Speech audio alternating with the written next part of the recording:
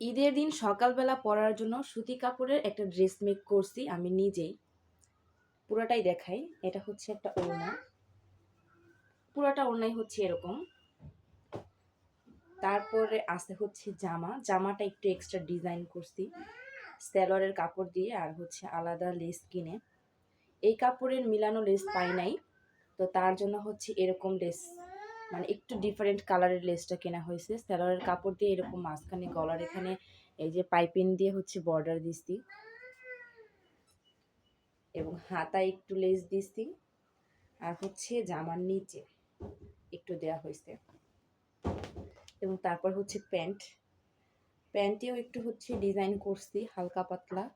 এই যে প্যান্টের নিচেও হচ্ছে প্যান্ট, মানে প্যান্ট কাট বানায়, তারপর হচ্ছে এখানে এই যে একটু লেস দিছি।